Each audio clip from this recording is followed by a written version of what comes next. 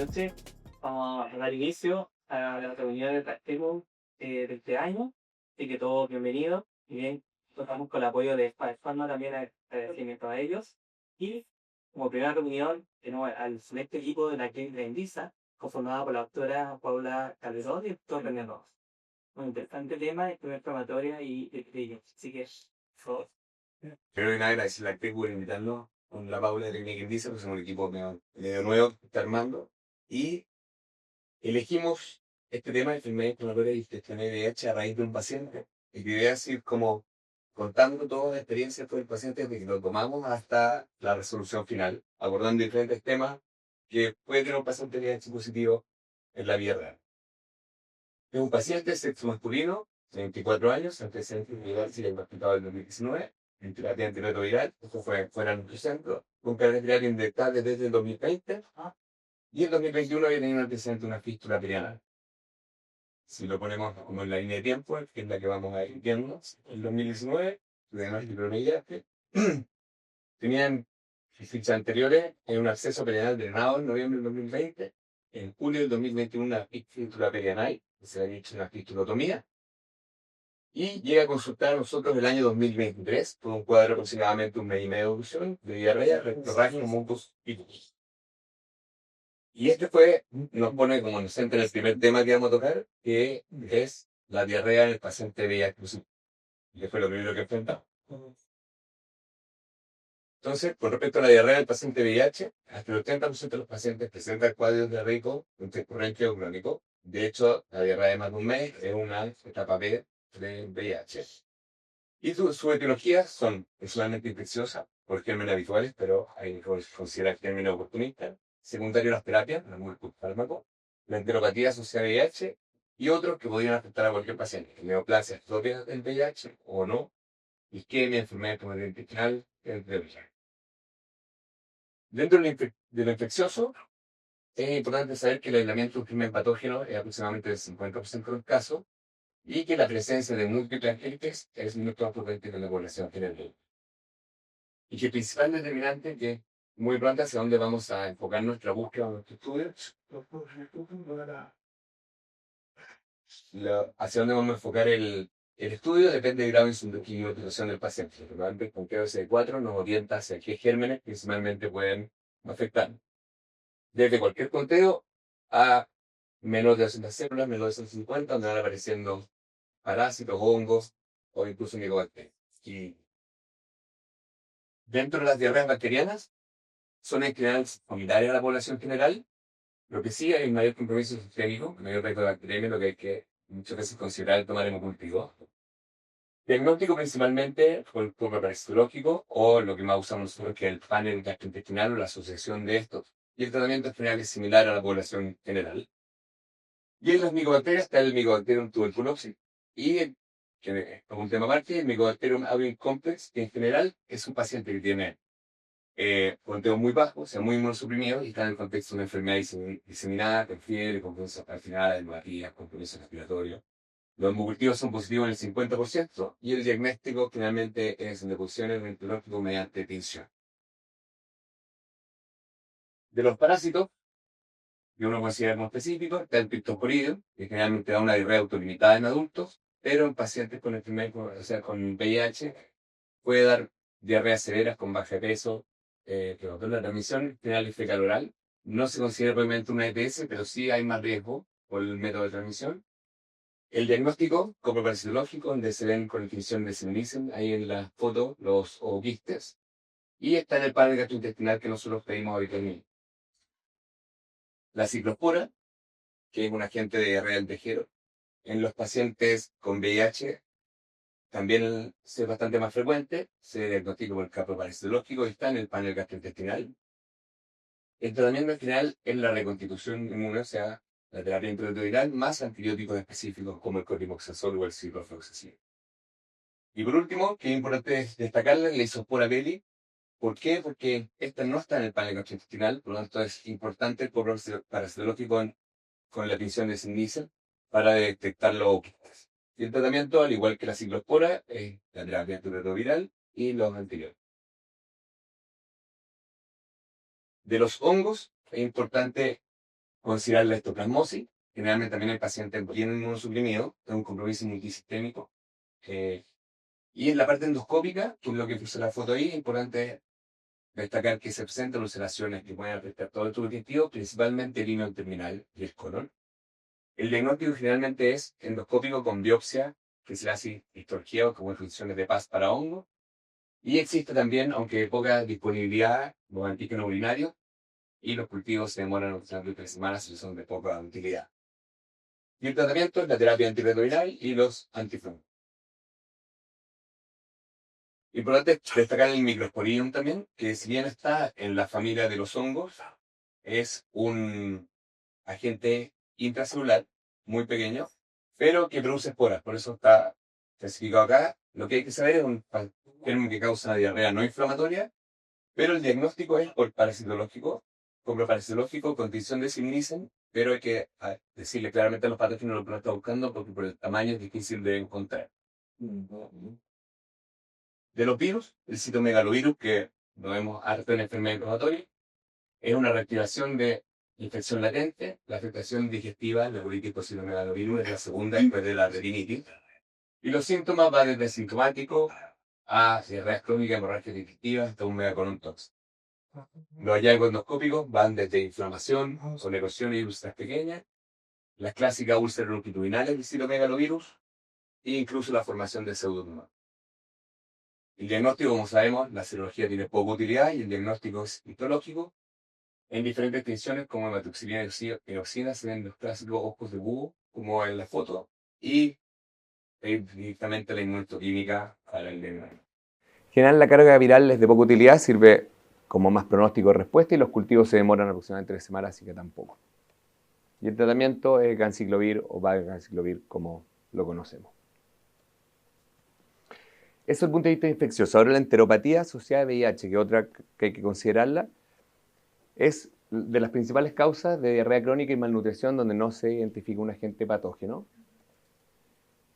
Es una diarrea acuosa que empeora con la alimentación, se asocia a distensión abdominal, a síntomas dispépticos. En general, la principal que se confunde es con el síndrome intestino irritable en los pacientes VIH, pero su fisiopatología es diferente y de hecho hay una alteración de la mucosa intestinal que se altera la microbiota y hay gran atrofia iositaria y mala absorción. Por lo tanto, fuera del tratamiento sintomático, los antidiarreicos y antisecretores, también hay que considerar la parte nutricional y absortiva de nutrientes que no estaría afectada en el síndrome intestino irritable.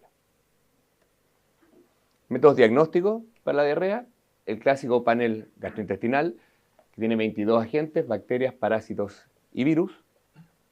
Lo tenemos disponible en la mayoría de las partes y es de gran utilidad. Hay que considerar sí que hay agentes no patógenos y que muchas veces hay positivos por colonización también que hay que considerar, ¿no? Siempre determinar la inmunidad, porque claramente es hacia donde vamos a buscar los gérmenes. El coparasitológico, considerarlo porque condiciones porque está como la isospora, el microsporidium, que los vamos a encontrar solamente mediante estas técnicas si no están en el panel gastrointestinal. La colonioscopía con biopsia, donde también se hacen tinciones específicas, inmunohistoquímica o PCR específica. Pero lo más importante es que en las órdenes o cuando lo pidamos se haga con una alta sospecha diagnóstica para que se haga la búsqueda dirigida del patólogo. Estudio Clostridium, que está en todas partes, y una evaluación sistémica, ya que un paciente muy suprimido puede tener compromiso bacterémico, imágenes de tórax o de abdomen, fondo de ojo en búsqueda de citomegalovirus, etc. Entonces, volviendo a nuestro paciente, este es como el esquema que se ha planteado en los pacientes con diarrea, en los pacientes VIH, que lo divide en 3 etapas. Nosotros fuimos viendo a este paciente por etapa. La primera es evaluar la severidad y establecer el nivel de CD4. Este paciente tenía CD4 normales. Segundo, los estudios de la materia fecal. Nosotros acá igual usamos un panel gastrointestinal más un coproparasitológico y estudio de Clostridium, que resultaron negativos. Si los estudios están negativos y el cuadro es muy severo, hospitalizarlo, soporte y eso, que no era el caso. El cuadro era muy sintomático, pero no tenía compromiso sistémico. Inicia o optimice terapia, el paciente está en terapia, está con cargas virales indetectables, por lo que pasamos a la segunda etapa, que habla de los estudios endoscópicos. Entonces, ¿a dónde nos fuimos? A hacer una colonoscopia. Esta es la colonoscopia inicial, que como se puede ver en las fotos, tiene una proctitis ulcerada, el resto del colon se ven como una úlcera aftoide y acá úlceras más bien profundas, OPS infeccioso versus enfermedad inflamatoria. Por lo tanto, en este punto, nuestro diagnóstico cambió y pasó de ser una diarrea en un paciente VIH a una proctitis. Entonces, nuestro segundo tema a evaluar es la proctitis. La proctitis, nosotros lo tenemos muy metido con la proctitis ulcerosa, pero es importante considerar que los diagnósticos diferenciales son súper amplios, desde la enfermedad inflamatoria, lo infeccioso, tanto por agentes gastrointestinales como enfermedad de transmisión sexual, y otros específicos por radioterapia, isquémico, trastorno autoinmune, por derivación, la úlcera rectal solitaria asociada a los pacientes con constipación y la eosinofílica en otra población. Dentro de las proctitis infecciosas, son procesos inflamatorios del recto, secundarios a gérmenes de transmisión sexual, más frecuente en hombres que tienen sexo con hombres y coinfección con VIH, que era nuestro paciente. Y la clínica es bastante florida en general, proctalgia, rectorragia, mucosidad, pujos, tenesmo, síntomas sistémicos. ¿Y cuáles son los agentes? En general, la Neisseria, clamidia, treponema o virus herpes simple. Vamos a hacer cortito de cada una de las alternativas que teníamos. La Neisseria es más frecuente en mujeres por continuidad y en hombres el 50% tiene compromiso exclusivamente rectal. El diagnóstico por PCR es lo más indicado. Los restos son métodos muy lentos, por lo tanto tienen de baja utilidad. La endoscopía, que está un poco corrido, pero generalmente son úlceras superficiales, puede haber secreción, descarga mucopurulenta, edema, eritema o friabilidad, que es muy parecido a los otros diagnósticos. Y su tratamiento es ceftriaxona, acitromicina en los esquemas que están señalados ahí. Segundo, la clamidia, que tiene dos formas. La forma leve, por los serotipos D y K, es asintomática o síntomas rectales leves.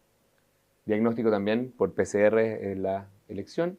La endoscopía es bastante similar y no se puede diferenciar por eso, con eritema, edema, úlceras superficiales. Y el tratamiento también es antibiótico. Ahora cambia un poco con las enfermedades invasivas por clamidia, que son los linfogranulomas venéreos, con los serotipos L1, L2 y L3. Y es importante que esta tiene diferentes estadios, desde el primero, que es una úlcera anal no dolorosa, que muchas veces pasa desapercibido, al cuadro subagudo, que es una inflamación bastante similar a la colitis ulcerosa, con compromiso más bien mucoso, pero cuando se cronifica hay una inflamación crónica, destrucción tisular, estenosis y fístulas, lo que podría simular bastante una enfermedad de Crohn. Su diagnóstico PCR o endoscópico, incluso en esa foto ahí se puede ver que muchas veces te puede confundir hasta con un cáncer rectal. La histología es de inflamatoria, bastante inespecífica, puede ir hasta granuloma y compromiso transmural, y el tratamiento también es antibiótico. Del treponema pallidum o la sífilis, corresponde al 2% de las proctitis infecciosas, tiene una elevada coinfección con el VIH, y también tiene fases, una fase inflamatoria, como vemos ahí, que hay compromiso más bien mucoso, con erosiones, friabilidad, una fase pseudotumoral, y finalmente una fase bastante destructiva y crónica, que puede tener estenosis, obstrucciones, y que también simularía más parecido a una enfermedad de Crohn. Los diagnósticos están las pruebas treponémicas que conocemos, BRL o RPR, o no treponémica. La histología es bastante inespecífica, pues parecida a las otras. Hay ciertas tinciones que muestran la espiroqueta, como la de ahí, la PCR tiene una sensibilidad y especificidad bastante elevada. Y el tratamiento, penicilina según los esquemas que uno conoce. Del virus herpes, también es más frecuente en pacientes inmunosuprimidos y hombres que tienen sexo con hombres. La clínica, bien doloroso, diarrea, rectorragia, y importante siempre, lo que decimos siempre, revisar la zona perianal, porque muchas veces hay lesiones herpéticas ahí. Si no, las lesiones del colon son bastante parecidas, son como úlceras aftoídeas, con un halo eritematoso, y el tratamiento son los antivirales, y en enfermedad severa o en inmunosuprimida se usan endovenosos. Como diagnóstico diferencial lo quise nombrar bien cortito sin entrar, las neoplasias, porque se pueden parecer mucho en la parte endoscópica de las proctitis, algunas propias de la enfermedad, como son el sarcoma de los sarcomas de Kaposi, los linfomas o incluso la presencia de los adenocarcinomas de colon. Entonces, que esto, la histología nos va a orientar bastante más. Por lo tanto, ¿cómo nos enfocamos frente a una proctitis? Que es lo que hicimos con nuestro paciente. tenemos el paciente con la colonoscopia con proctitis, evaluamos los cuadros clínicos, factores de riesgo, tenía bastantes factores de riesgo para tener una proctitis infecciosa al menos. El examen físico no daba tanto en ese minuto y le hicimos el panel ETS por hisopado anal, que ahí están, este es el que incluye, el que está en Chile, el que hacemos más, que incluye todos los gérmenes, más un par de más. Y en este paciente estaba negativo. VIH ya teníamos positivo, el BRL salió negativo, hepatitis B y hepatitis C negativo. Siempre consideran estos pacientes buscar el resto de las enfermedades de transmisión sexual. Entonces, ¿cuál era el paso siguiente? Y de revisar la histología y la inmunohistoquímica, los PCR del tejido. Y decidimos hacerle imágenes por el antecedente que había tenido, si bien clínicamente no había nada, había tenido fístula y absceso, así que decidimos hacerle imágenes. ¿Qué resultó? En la histología, que esta es la biopsia, lo que es bastante larga, pero lo que podemos ver es que hay un compromiso extenso, una colitis crónica extensa, y la actividad aguda solamente está a nivel del recto. Y en la imagen que le hicimos, un poco de sorpresa también, apareció una fístula interefesteriana con origen a la hora 2 y el orificio a la hora 5, que se puede ver acá en las flechas. Por lo tanto, nuestro diagnóstico terminó de mutar hacia, en septiembre del 2023, un paciente VIH positivo con CD4 normales y carga viral indetectable y con una colitis de Crohn con compromiso perianal fistulizante. Y ahora la Paula les va a hablar algo de enfermedad inflamatoria y VIH. ¿Por qué va siendo importante hablar de esto? Sabemos que el aumento de la población con enfermedad inflamatoria en Chile está siendo y ha sido en el último tiempo significativo y va a seguir siendo significativo. En relación al VIH, si bien ha disminuido en general su incidencia a nivel mundial, en Chile se cree que por la migración ha sido de los pocos países que ha aumentado su prevalencia en los últimos años. Ya en el 2022 habían 83.000 personas viviendo con VIH, ya con una prevalencia de 0,6% en personas en Chile entre 15 y 49 años, según datos de la Sociedad Chilena de Infectología. En Estados Unidos, 78.835 pacientes con enfermedad inflamatoria, aproximadamente el 0,4% tenían VIH concomitante. En otro trabajo de casos y controles, de 276.000 pacientes con VIH, 0,5% tenían enfermedad inflamatoria. Y en Canadá la prevalencia, bueno, es mayor, con un 2,2% conviviendo con las dos enfermedades. Entonces, nosotros decimos, esta es una enfermedad autoinmune y esta es una enfermedad que deprime el sistema inmune. Entonces, lo que uno podría tender a pensar, ¿cierto?, es que podría ser más leve o eventualmente el tracto gastrointestinal es un sitio de replicación del reservorio del virus. Ya estos pacientes pueden tener significativamente disminuida la cantidad de CD4 en las células intestinales. Disminuyen también el TH17, las natural killer y otras células T regulatorias que sabemos que participan en la fisiopatología de la enfermedad inflamatoria intestinal. Algunos autores también argumentan que el VIH se asocia a disbiosis y que eso produce disfunción de la barrera epitelial y que podría producir translocación bacteriana, aumento de la citoquina, etc. Es así como esta interacción EI-VIH está bien pobremente entendida. Lo que aumenta con que los pacientes son todos excluidos de los clinical trials. ¿Ya? Entonces, esta es una publicación del American Journal of Gastroenterology, publicado recién ahora en el 2025, ¿ya? Que es del registro NEIDA, que incluyó 364 pacientes. De eso, hizo como un caso de control. Todos recibieron dosis estándar, ningún paciente reportó ningún efecto adverso. Con adalimumab, 17 estudios, 30 pacientes, como vemos son puros números chiquititos, y en todas las revisiones sistemáticas que hemos visto, o sea, y las que les presenté antes, todos los trabajos son 20, 30, 60, cosas chicas, ¿ya?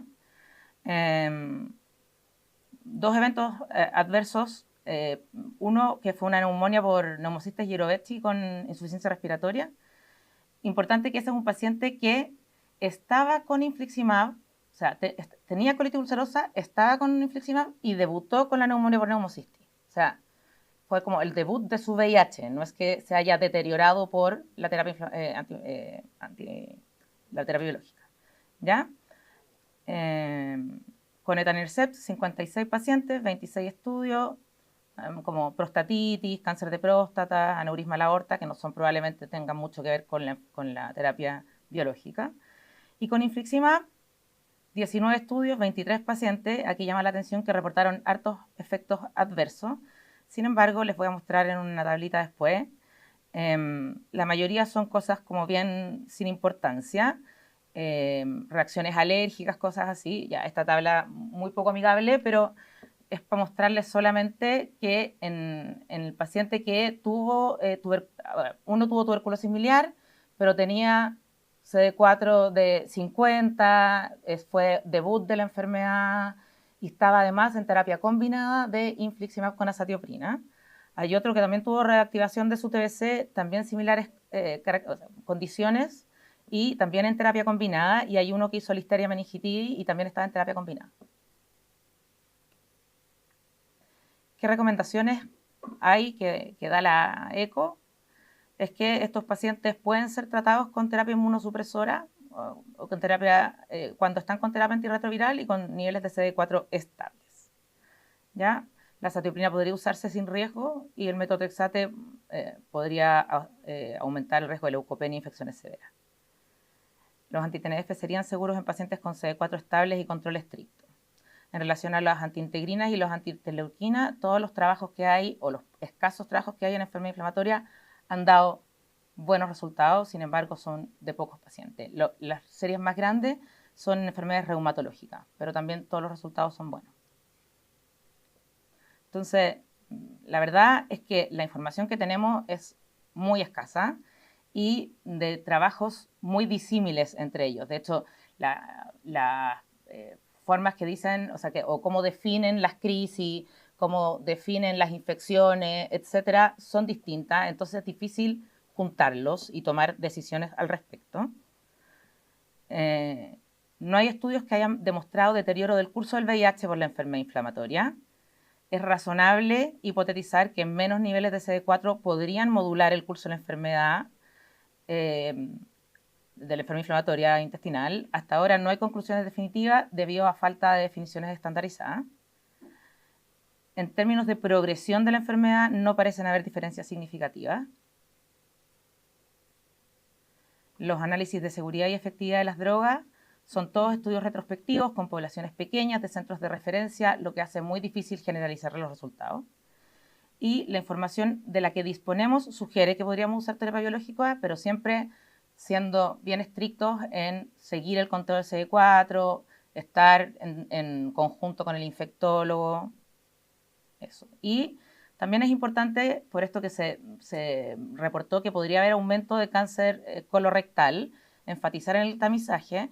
Y si bien no hay un reporte como específico, son pacientes que son MSM, muchos de ellos, ya, entonces también van a tener más riesgo de cáncer de ano. Entonces debemos como enfatizar el tamizaje de cáncer de ano y de cáncer colorectal. Entonces, en relación al paciente nuestro, se trató su enfermedad festiluzante con cetones y se postuló la Ricarte-Soto, partió con infliximab.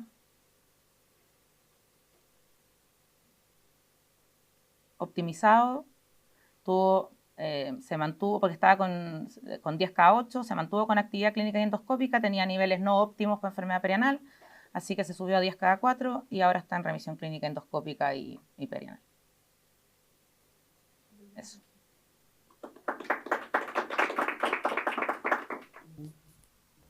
Muchas gracias al equipo, excelente caso. ¿Alguna pregunta de la audiencia?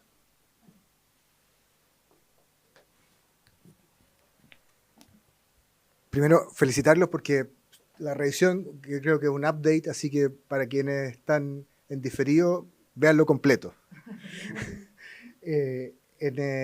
Preguntarles por qué, dos preguntas. Uno, si en las consultas por abscesos perianales previos, nunca se consideró evaluar con una colonoscopia. Esa es una pregunta porque yo creo que cuando un paciente tiene fístula perianal, hay que tener un alto índice de sospecha de que pueda tener una enfermedad inflamatoria intestinal y hubiera sido una oportunidad de tener una colonoscopia. Esa es una pregunta.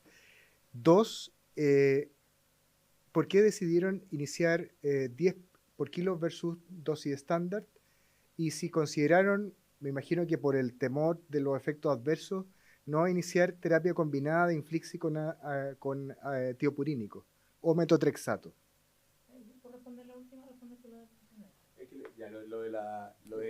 Lo de la colonoscopía, el paciente nosotros lo recibimos con los antecedentes. En septiembre lo conocimos, en el lugar no se lo hicieron nomás. Drenaje absceso, a los 6 meses fístula, fistulotomía, y no se hizo nunca, no traía ningún estudio endoscópico. Así que... Lamentablemente sigue pasando, o sea, muchas veces nos encontramos con esa situación de que a pesar de que hacemos un curso con coloproctólogo también, pasa y que no tienen fístulas complejas, se hacen derivaciones con hilostomías, pacientes bien complicados y en verdad el diagnóstico estaba cercano.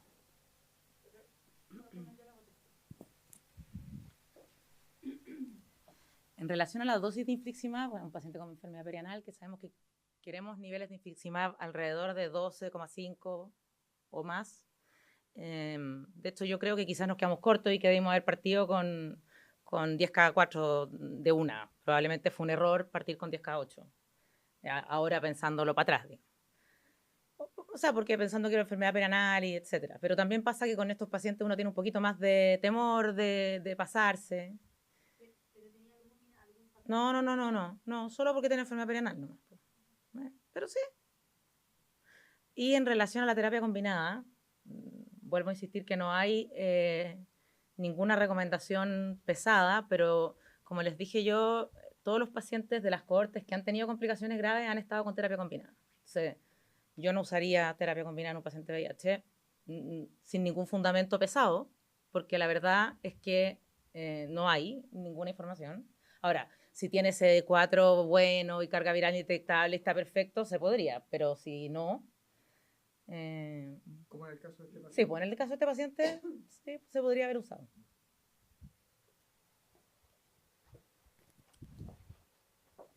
Muy interesante, sobre todo las cortes que mostraste, que impresiona que son de curso más leve, y yo tengo una idea completamente distinta que las que he visto, sobre todo en el hospital público, mucha fístula perianal, casos bien complejos, muy complejos, y para eso de nuevo Chile hay que persistir en Chile. Yo creo que en algún momento podemos sacar una buena cohorte entre todos de pacientes VIH, cada uno da sus 5 pacientes y yo creo que superan las cohortes internacionales y no concursos leves. Pero si piensa que en Leida son 92, nosotros tenemos 5, podemos hacer... Una cosa que llama la atención y que creo que es destacable de la presentación y que llama la atención es la tasa de población de infección por VIH, 0.6% en población joven, que justo es justo el grupo de pacientes que tienden a debutar con enfermedad inflamatoria intestinal. Entonces yo creo que aquí otro mensaje, ¿no es cierto?, al momento del diagnóstico de enfermedad inflamatoria, tener un estatus de VIH. Yo creo que eso es súper importante, por una cosa, por el diagnóstico diferencial, y 2, por implicancias futuras de tratamiento. Y desde el punto de vista, yo he tenido, como tú dices, algunos casos, todos hemos tenido, he tenido pacientes con enfermedad inflamatoria que se han contagiado de VIH y que estando con la enfermedad tratada o en tratamiento, hemos encontrado el VIH. Algunos pacientes han tenido actividad sexual de riesgo y en virtud de eso le hemos solicitado, y otros pacientes no se dieron cuenta y aparecieron con alguna intercurrencia que hizo sospecharlo.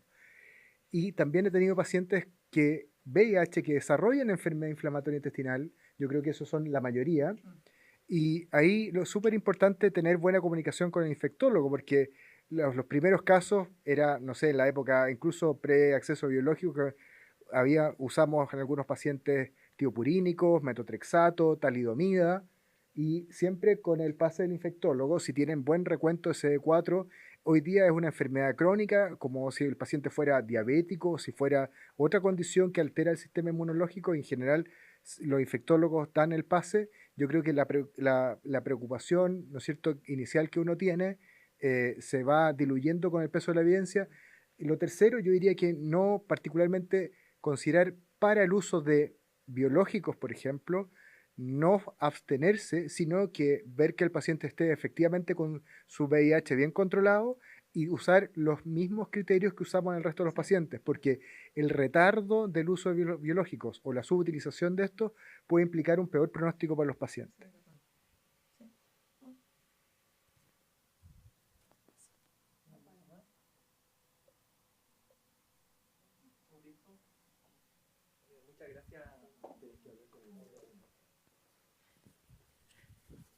Muchas gracias por la audiencia. Espero que pronto se suba a YouTube. Muy buena presentación, así que muchas gracias al equipo Indisa y nos estamos viendo en abril para la próxima reunión. Muchas gracias.